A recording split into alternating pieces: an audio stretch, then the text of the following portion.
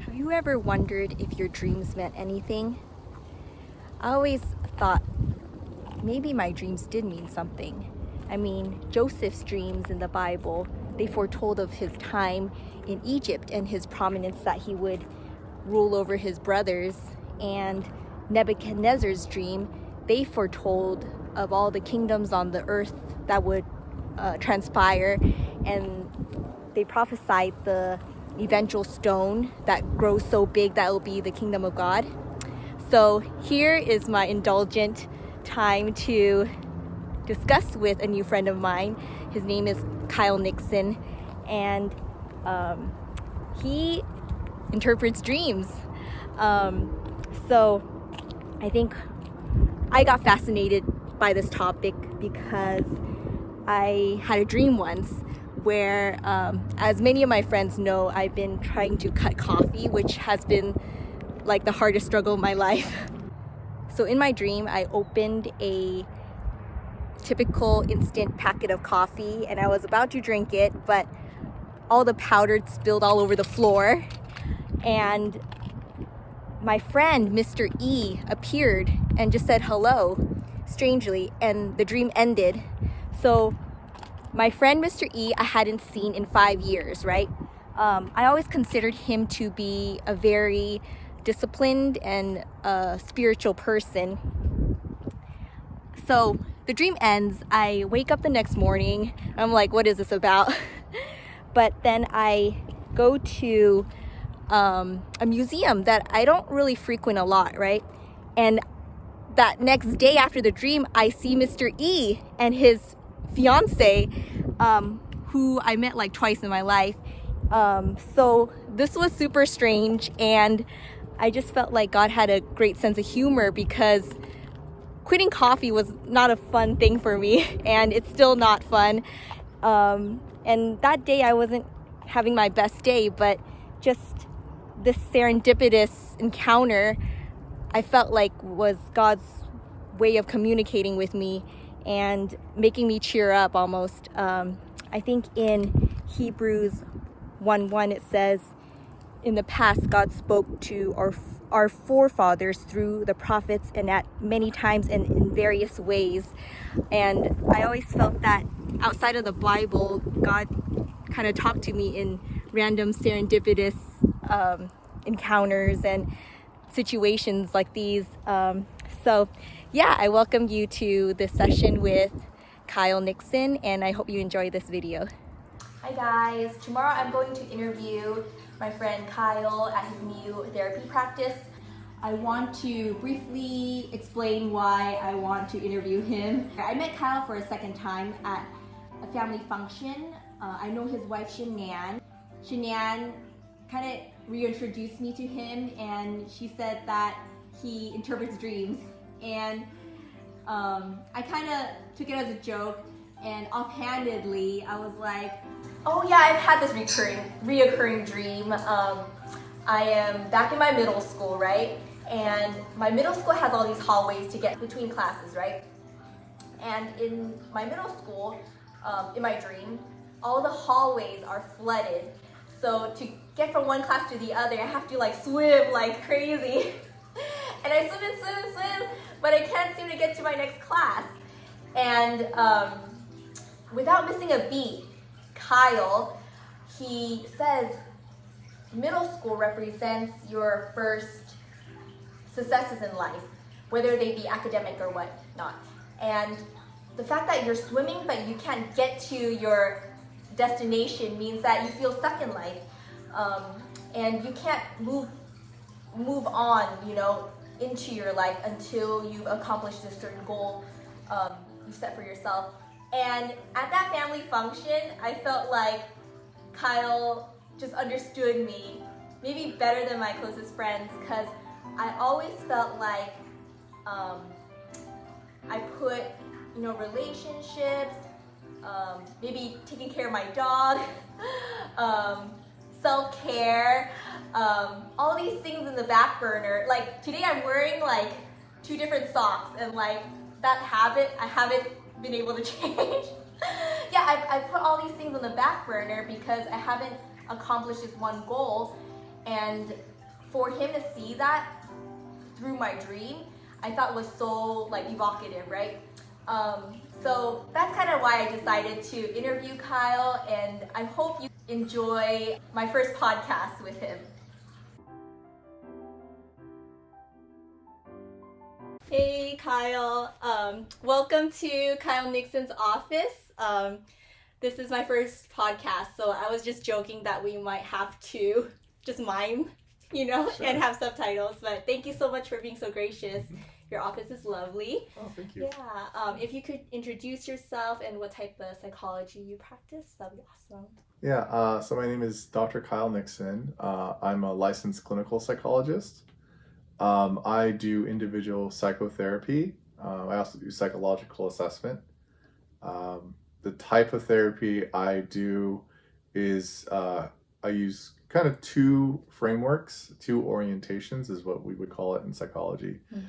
I use a psychodynamic orientation and I use a cognitive behavioral orientation. Oh, what do those two mean, like to a lay person like me? Yeah, so there's lots of different theories and orientations about how to do therapy.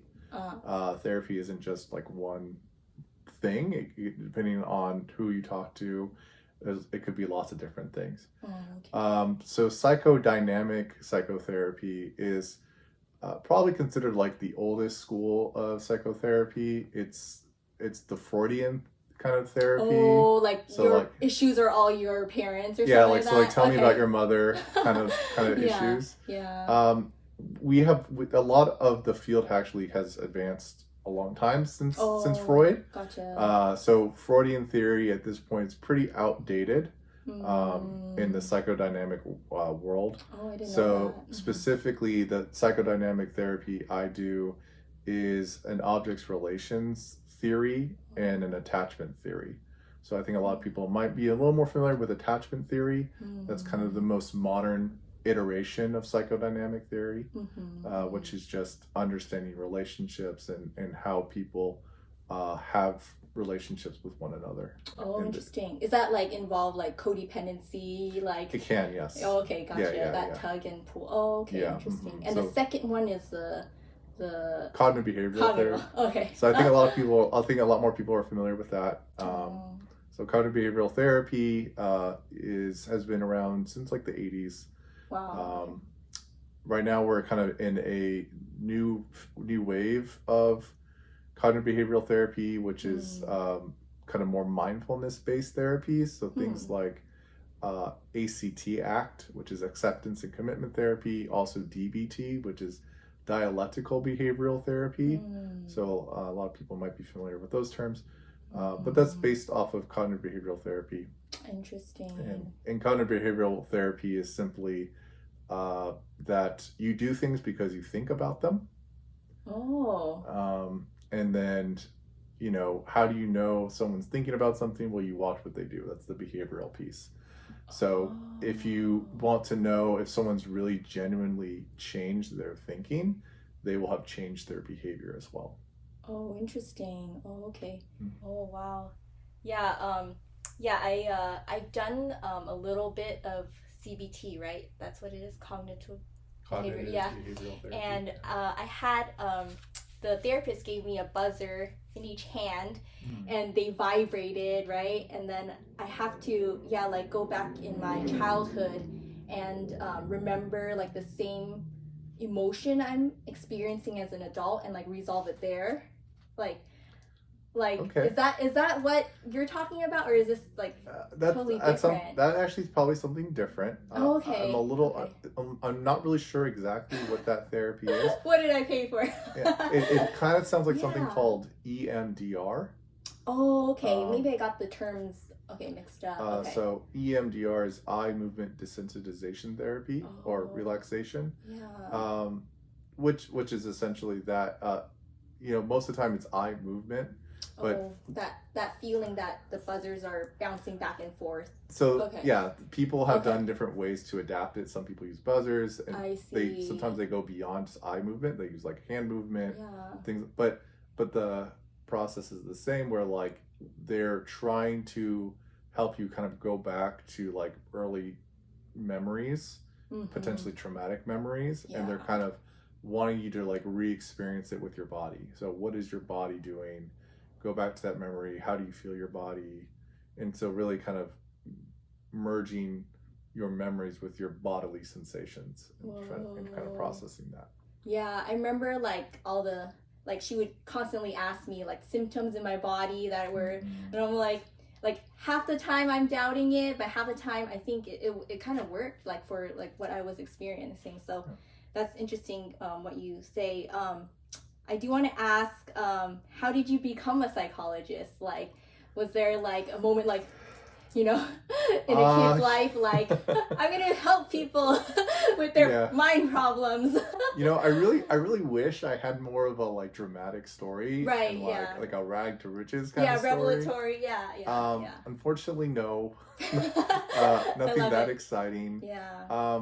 I actually had a lot of hesitancy studying psychology and going into clinical psychology. Why is that? I had a lot of like, I think most people like negative views of psychology and just mental health in general. I see. I had a pretty negative attitude, thinking, you know, it's just a bunch of like hocus pocus, or like it's not real, or you know how I don't understand how just talking to someone will make anything better. Yeah. I had a lot of that kind of stigma and a negative attitude toward things. Yeah. So it happened in college. I took an intro to psychology course in college, and I really loved it. I loved studying it. And I switched my major to psychology. I loved it so much. Wow. What was it before, can I ask? Or it was biology. Oh, okay. I mean, it's not like going from being a lawyer or something like that. No, yeah. So I just, I was always really good at science. Okay. And I didn't really know what else to be, so I was like, oh, let's do biology. I liked biology in high school, so I was like, I'll just do that. But I took psychology, and it was my first like exposure to psychology as a field of study. And I loved it, and I did really well in it. And then I switched my major to psychology, and the more that I studied it, the more I loved it. And learning about all the different facets of psychology, developmental psychology, affective psychology, experimental psychology, psychological testing, abnormal psychology, learning all these different facets of psychology. There's so many terms that I'm just like, I wish we had like 5 hours to pick through. That's so cool. It's a very diverse and versatile field. Yeah, so you're still like learning like different types, or are you pretty like, this is the psychology I use, or like? So when I got to the end of college, I had to make a decision about what I was going to do next. And I had my advisor strongly encouraged me to pursue clinical psychology. Okay. He felt that I had a knack for it, and that I should pursue that. And I was still very hesitant, because again, I maintain this attitude. While psychology is very interesting as a field of study, as like an intellectual exercise, I still don't know if I really believe in talking. Oh, wow. You still have that like roadblock in your mind. Yeah. Like, even halfway through. Yeah. Okay. Like, I don't really believe that talking about problems actually fixes anything. Interesting. Okay. But I still loved it. And based off his recommendation, I did apply to graduate school. And I did apply to a number of programs, but I got accepted to a PhD program in clinical psychology at the Fuller Graduate School of Psychology, which is in Pasadena, California. Yeah. And I went there. Going in there, I still had my reservations about whether or not psychotherapy works. But I was completely sold by psychological testing. And actually, when I went into the program, I was really going to say that's going to be what I really want to learn, is psychological testing. Psychotherapy is okay, but I don't really know if it's for me. I see. But sorry, rewind back. Like psychological testing is like diagnosing a patient for the first time. Is that what that is? Yeah. Okay. So psychological testing is like a comprehensive approach to diagnosis. Okay. So it's it's more than just like meeting someone for the first time and then coming up with something. It involves like using a comprehensive list of tests. Wow. And so it's typically like a 7 to 12 hour ordeal. Okay. So usually it's like over the course of 2 days or more, depending on what the client needs and what they can tolerate. And so just looking at all these different facets of how they think, all the different facets of their cognition. So their attention, their memory, their ability to use language, their ability to use like visual spatial skills. So all these different facets about how they process information in the world. And so being able to measure that and seeing if there is an issue with the way that a person thinks. Whether that is, and most of the time that problem would result in like a diagnosis, right? So ADHD, for example, is a deficit in attention and concentration. Reading disorder, math disorder is a deficit in reading or a deficit in math. Alzheimer's disease is a deficit in memory, which occurs in older adults. And so we use measurement through psychological testing to see, is there an actual difference, right? If someone's saying that, I'm having problems with my attention or I'm having problems with my memory, we actually have standardized tests that I can give a person. And I can say with pretty good certainty, like, yes, your abilities are far beneath most people's. Or I can say, actually, I know you feel that your attention or your memory is poor, but actually I measured it, and actually you're doing just as good as most people. Okay. Right. And so then it's about kind of having that conversation. What does that mean? And stuff like that. So that's actually what I really wanted to do. And that's what got me through the door of clinical psychology. I see. Okay. So, when you're like, say like I'm here for the first time, which I am, but like, how would you like pick apart a person for the first time, like make them feel comfortable, like in your new office here? Like you can't like go through all the 7-hour tests with them at that moment, right? Like you have to just kind of rely on some tricks, I assume. Like that's the worst word for that, but yeah, typically I start with an interview. Gotcha. And the interview takes about an hour. And the interview is just really for me to kind of take some time to understand why that person's coming in.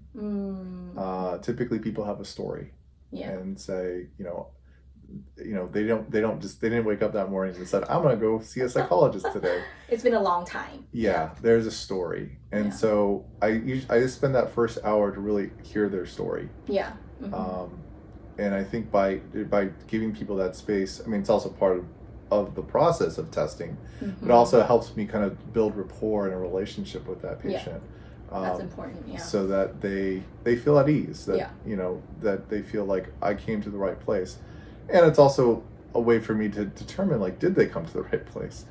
If at the end of that interview I feel that that actually they wouldn't be served by this testing, that I would refer them to somebody, refer them out, either refer them to a different type of psychologist or a different type of medical professional. Or just flat out simply say, I don't think you need to do the testing. You are too normal.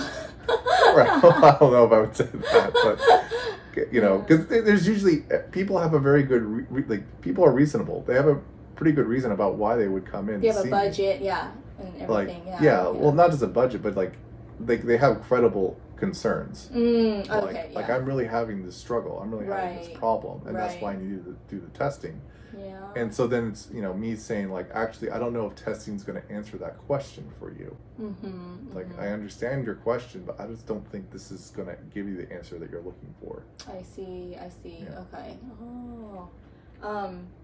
I want to ask you how becoming a father has impacted how you think about therapy. Like, do you therapy your children, or like analyze their behaviors at a young, like, toddler age, or are you like, this is my job, I'm not going to do it at home? It's like, at this stage in I've been doing this for so many years, it's kind of automatic at this point, so I don't really... you can't help it. I can't really turn it off. but at the same time, I'm not exerting a lot of, effort to like go deeper into understanding something. Yeah. I just try to be present for my kids. Yeah. I try to be attentive. Yeah. We have a concept called good enough mothering. I wish that was for everything. Yeah. Good enough daughtering. Yeah. Yeah. And yeah, just like, I don't have to be perfect. I just have to be good enough, right? Yeah. If I can be a good enough parent to my kids, that's good enough. Yeah. Doing more than that's not going to really make a difference. I see. Just kind of pacing yourself kind of thing. Yeah. Okay. So I know your wife Shanann from church. Are you Christian or? Yes. Yes. Do you want to talk about your faith? My channel is a little faith-based, so I just want to ask you how you became a Christian, how that relates to how you think of the mind or anything on that subject. Yeah. So I was born and raised Seventh-day Adventist. Oh, interesting. Okay. So I was raised in that church. When the graduate school I went to is part of a seminary, so it's Fuller Theological Seminary. Oh, right. And so Fuller Seminary has a graduate school of psychology. So I actually pursued that program specifically for that reason. I wanted to get like a really strong theological education as well as a strong psychological education. Okay. So I intentionally pursued that. So when my faith has always been a very important part of my life. Just growing up in the church, having like a church family has always been really important to me. I felt very safe in my church. I had a lot of friends through my church. I had a lot of fun activities through my church. So I really, church and faith has always been really important to me. When I got to college, though, I had a bit of a crisis of faith. I was being exposed to a lot more ideas, not just within the realm of psychology, but just larger things. I went to a liberal arts college, so part of the liberal arts educational system. As part of Fuller? Like that's connected? My undergrad. Okay. Your undergrad, I see. Gotcha. Yeah. Okay. It's a liberal arts college, so part of the liberal arts education is that you're learning all these different things. So learning, being exposed to all these different ways of thinking, all these different thoughts, all these ways of understanding the world, it really did challenge a lot of theological thoughts I had at that time. I don't think I would call it that at that stage, but just ideas about God, ideas about salvation, ideas about my faith and the faith of my family and how I had become a Christian and what does that mean? And so I had some really, really deep philosophical conflicts at that time. And I really was searching for answers. Wow, okay. And so I thought that by pursuing like a proper theology degree, it would help me to understand God more and my relationship with God and just how all those things work. And I really wanted to there's other like Christian psychology graduate schools, but a lot of them are very light on the theology, whereas Fuller, like I got a full master's of theology degree. Oh wow, okay, yeah. You could tell me what Matthew 5 something says. Wow, okay. Yeah, so and I really wanted that, and I actually loved that. I really loved my theological training and education in graduate school. One thing that my school taught was something called integration. So the integration of theology and psychology. That was my next question. Yeah. And so we there's a lot of emphasis of that in my program. Interesting. That these two fields of study aren't divorced from one another. That finding a way to integrate these things, and what does it mean to be a psychologist and a Christian? Does that mean to be a Christian psychologist? Does that mean to be a psychologist that also has Christianity? Like what does that mean? How do you integrate those two things? And so I did a lot of that work in my training. So through that, I started to deconstruct my faith and then reconstruct it through my theological training and my psychological training as well. Wow. Yeah, that's like a lot to unpack. Like, because I've had friends that've done like biblical counseling, I guess is what it's called, Mm-hmm. and then like in church, and then others that have done like professional therapy. And yeah, I always thought, I wasn't sure if they competed or not, and because I always had that verse in my mind. It was like help from man is useless, you know, like in the Bible, and then like you should go to God first. And yeah, that always kind of cycled in my brain. But I'm glad that there is a unison in your college that kind of like marries the two. And yeah, that's like really interesting. Yeah. So would you like pray with your patients, or like what happens if they have a different faith or something and you still want to help them? Like that must come up, or yeah. It does. Yeah. So that, I think it's part of the strength of our program of integration is, if Alvin Duick is watching this, hopefully he won't be too upset with me. Oh, but, is this your professor or something? Yeah, professor of integration at Fuller. He won't see this. Yeah. This is too low of a production. He always gave this like great analogy of like what integration looks like, at least for him, and also what it would kind of look like for us. Is, you know, he would say that one form of integration is like being a psychologist with Christianity on top. And so he was talking about in terms of like a baked good, right? And so he was kind of, if I mess up the metaphor, I'm really sorry, Dr. Duick. You know, that some people, I think they think about how they integrate Christianity and psychology as like a chocolate chip cookie, where you can like see where the chocolate chips are in the cookie, and they're like, oh, I can see where the Christian is in the psychologist, or I can see where the psychologist is in the Christian. And he would say that those kind of people did not do a very good job of integrating. Oh, okay. That true integration really is more like making a cake with the mixing. It's all mixed in, where like you can't separate the two. You can't point and say, oh, there's the Christian and there's the psychologist. And so the way that I've come to understand that metaphor is not to be too pushy about my faith, but to be open to talk about it, and kind of invite it in the therapy room as it comes up. I see. So so with clients who I discover are Christian, you know, we will talk about their faith and their relationship with God and the church, and you know, what is their systematic theology. Wow. You have to break the philosophy in their mind, like to understand what is going on in their inner dialogue, I guess. Right. And using, you know, and if they're open to it, using scripture to really help them understand their theology. Wow. And then for clients who aren't Christian, you know, we wouldn't go that route because they're not Christian. But still being able to be open to talk about faith and open to talk about these beliefs, whether they are Buddhist or Hindu, or Jewish, or, you know, Muslim, you know, being able to have those conversations and talk about like, what does it mean for your faith? And not to be, you know, how their faith, how their religiosity or spirituality helps them to understand themselves. Interesting. Do you find that faith is a big underlying issue in a lot of your patients, or do they usually don't associate that, like whether even if it's atheist faith, you know, like I think it's hard to answer. Okay. Yeah. I think it's a spectrum. Yeah. So for some people, it very much is part of their personhood and the things that they're talking about in therapy. Yeah. And other people, it really doesn't come up. Interesting. Okay. Interesting.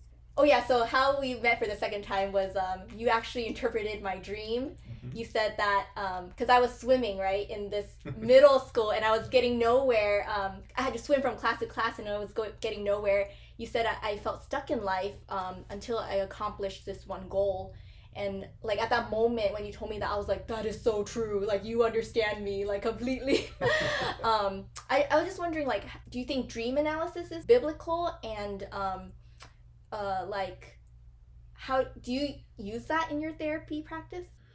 Well, dream interpretation is biblical. Oh, okay. I don't know if the way that Freud would use it or the way that we use it in psychodynamic therapy is biblical. I think Freud would take different, completely different. Oh, okay. I think Freud would take great issue with any kind of idea that it's biblical. Because Freud was a staunch atheist, and so I see. Okay. yeah, so he would be very upset if someone said that dream interpretation is biblical, at least his version of it. But we do have in the Bible, like people who've interpreted dreams, interpreted visions. So even when you're not sleeping, like does that include like coincidences or like serendipity, like meeting a person that you haven't seen in a couple of years, or could be all those things. Could be all those things. Mm-hmm. Okay, interesting. So stuff like that happens in the Bible all the time. So so I think dream interpretation is biblical, and so is interpreting visions and things like that. Is there like a whole dictionary of I dream of trains, so that means a passing of time or something like that? Is that like lengthy and like you just memorized all that in school, or like? No, so there are dream books.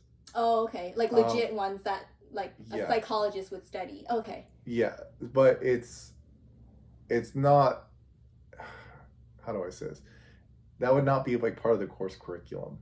Yeah. It's something like, oh, if you want to go down that route, you definitely can. Yeah. And there's lots of varying degrees of you want to go super into dream analysis and dream interpretation, and that's all you want to do. Like you can definitely go down that route. Your studies allow it. Like people can choose their own kind of route. Okay. In my experience, I don't really find it you need to do that. It's not that helpful. Mm-hmm. I still, as a psychodynamic psychotherapist, I believe in something called the unconscious. Oh, okay, that's still a thing. And that the dreams are the royal road to the unconscious. Yes. That if you really want to know what is going on for a person unconsciously, that we can use their dreams to help understand unconsciously what's going on for that person. Mm-hmm. And then from that framework, how you interpret the dream will help you understand the person's unconscious. That is so fascinating. Mm-hmm. Yeah, because I've always had very vivid dreams, and they recur and stuff, and some are like super dark, and then I talk to people like my dad, who had like really like he just like slept like a pig, and then my mom, who's like all her dreams were silly and happy and lighthearted, and I'm just like, we are completely different, like so it's fascinating you say that. In this COVID time, like how would you counsel someone who's struggling with like anxiety or depression? Like, is there a general attitude they should adopt, or I mean, it's anxiety and depression hasn't really changed before COVID or after COVID. It hasn't really changed. I think the thing that has changed is kind of how we relate to one another, and kind of what are kind of more expectations about being intimate and being close to someone. With things being remote and things kind of going back into in person, and a lot of us have had to adapt to a very dramatic change in society and kind of our just like day-to-day activities. So anxiety and depression hasn't changed. Oh, okay. It's just kind of more how closely people feel like they're connected to others. Maybe that's what's changed. Oh, I see. I know you just started this practice, but do a lot of people feel the like stronger emotions because of that? Like, or I don't know how to phrase this. Like, do they feel their emotions augment more because of COVID and working at home, or do you think like these were like kind of, they were already in the underbelly, like they were already experiencing these things before COVID? I think COVID amplified a lot of things. Yes, yeah. But I think they were things that were already there to begin with. I see. So a lot of the patients I have that where COVID was very difficult for them, the way it was difficult was because they were already trying to cope with something. Oh, it was existing already. And then COVID hit, and it made things a lot worse. Wow. So a lot of the patients who really were of mine that were really hurt emotionally with COVID were people who maybe wrestled with anxiety, wrestled with OCD, and before COVID, they were able to kind of have some reality testing that would correct them. Yeah, like coworkers being around them, or and then with the COVID lockdown, they were kind of stuck with their own thoughts. Oh, that's a danger. Yeah. And then they kind of really ruminated on their anxieties, and they kind of really went off the deep end. And then they started developing things like depression, substance abuse problems, other kind of addictions as well. Yeah. In response to suddenly being kind of stuck with yourself with these really, really intense thoughts and feelings, and not really having an outlet. That is so like resonate with me, because I'm not an alcoholic or anything, but like I noticed that like the amount of snacking and just like I'm trying to cut coffee, and like literally there was like a doctor edict, do not drink coffee again, but it's like almost like I can't help myself, and I'm just like, how would you talk to someone who, like, I feel like coffee has served me, and I feel like a lot of people would say like, oh, alcohol or drugs or some behavior has served me for so long, it's kept me like productive at work and like nice to people, like how would you talk to someone who's trying to overcome that kind of addiction? Yeah, so I think, very loaded question. That's okay. But I think you kind of touched on the answer already, which is which is like, what function does that serve? Productivity, feeling like I'm on top of things, I'm nice to people. So then the question is, what makes you think coffee gives that to you? Just I'm not a scientist, but I feel like it probably like speeds up my heart rate, gets me going in the morning, and like I just feel more sociable, or like maybe it's like a nervous energy that I'm makes me happier. And so and then coming to that, it's coming to an understanding of how much of that is real and how much of that is placebo. How much of that is in your head? You think it's placebo? Maybe, huh? It could be, because it could be, yeah. Because the comfort, yeah. Yeah, coffee is just a stimulant. I see. So as a stimulant, it will increase your energy levels. It will increase your attention and concentration. And that's it.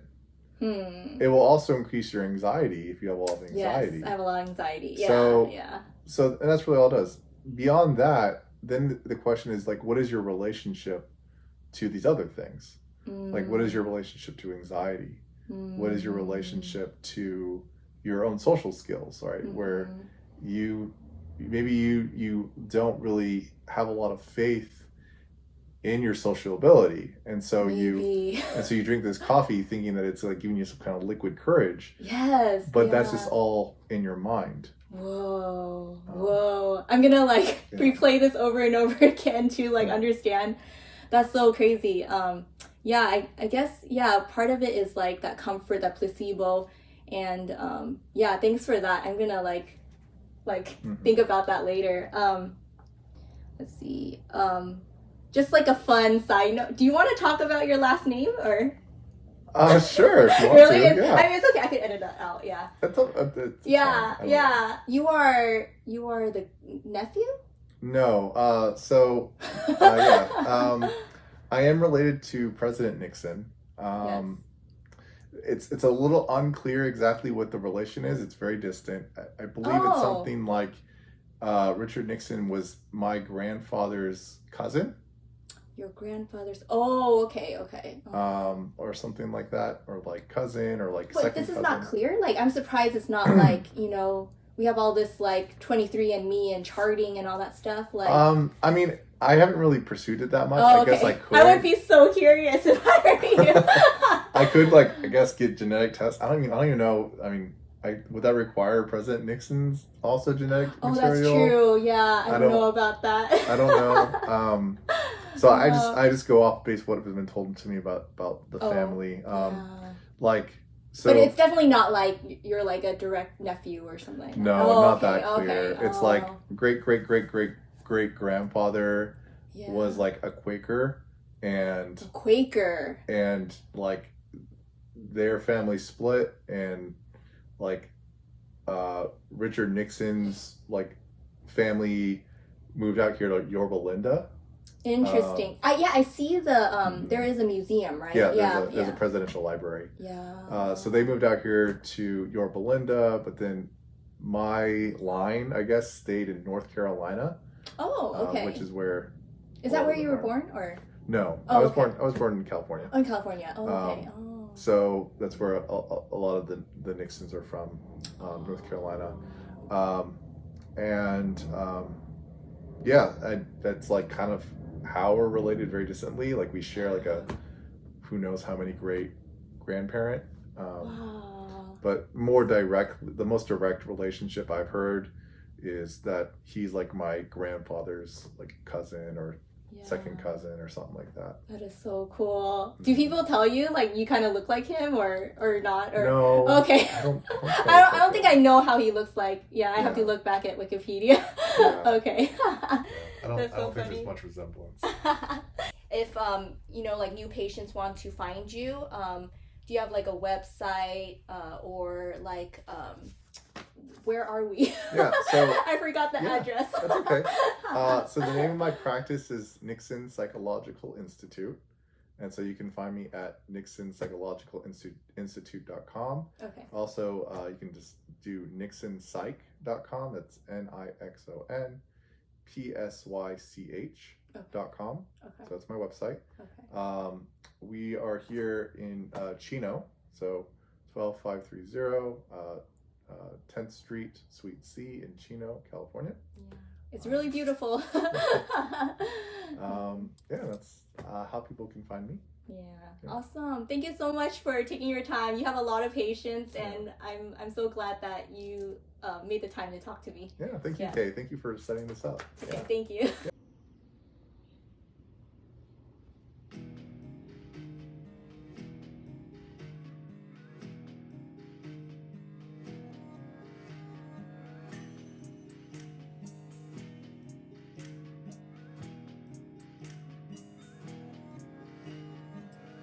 In the past, God spoke to our ancestors through the prophets at many times and in various ways. But in these last days, he has spoken to us by his Son, whom he appointed heir of all things, and through whom also he made the universe. The Son is a radiance of God's glory and the exact representation of his being, sustaining all things by his powerful word. After he had provided purification for sins, he sat down at the right hand of the Majesty in heaven. So he became as much superior to the angels as the name he has inherited is superior to theirs.